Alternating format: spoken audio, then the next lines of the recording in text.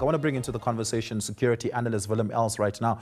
Willem, we've always thought political violence to be sort of the exclusive, problems of the Eastern Cape, KwaZulu-Natal and Gauteng province. But it seems to now be affecting other provinces at equal scale and at equal measure. Does this call for a more specialized intervention, particularly in the lead up to the general elections and key and pivotal by-elections? Yeah, I think indeed. You see, what we see is, especially in the Western Cape, we also had one killing now.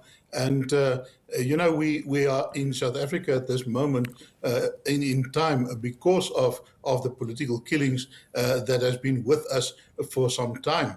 And what we also see now, and just important what you mentioned now, is that, when it comes to your municipal elections, it seems that it is more violent and it is more dangerous for your councillors. They're being intimidated. They're also being taken out and killed by a fairly well organized system that has been in place now for quite some time.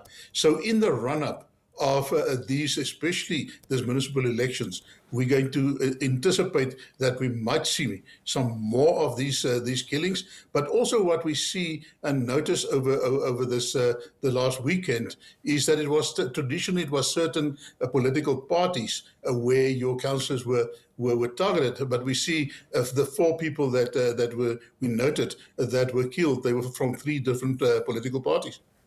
Yeah, and that means that political violence has become sort of indiscriminate in South Africa.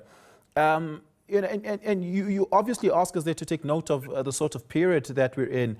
I wonder, what is a more sustained solution to political killings altogether, Willem?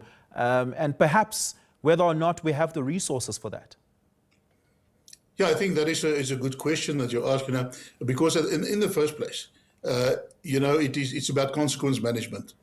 If your political killers or these Isinkabis, as also referred to, that are guns for hire, if they know that they will virtually get away with impunity and they won't be able to or be asked to face consequences, then of course they will operate in that environment and it will be more and more. But if we start to beef up our resources, we start to actually empower our task teams that are looking at this, and we start to get convictions of these people, but not only of your trigger men.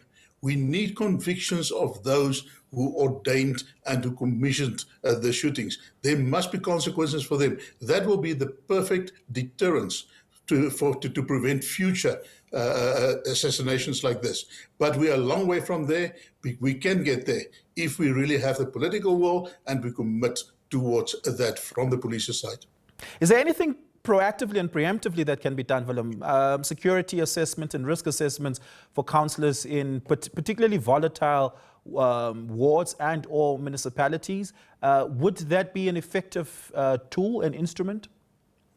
I think so, yeah. But it cuts both ways. On the one side, you've got your police, you've got your crime intelligence, who are supposed to pick up many of these things and in order to work preemptively and proactively on this. Unfortunately, we know that they are not where they're supposed to be. They are beefing up, they're getting there, but they are way off where they're supposed to be. So, but what we also have in South Africa that we are fortunate with is that in the private sector, you got with your private security companies, they've also got a very vibrant information sector. They also gather a lot of intelligence in terms of that. They share with the police and the police share some of it with them. So taking hands between your private and your public partnerships when it comes to this, I think will go a long way in order to not only to warn and to map out what the dangers are, but also to act proactively in order to curb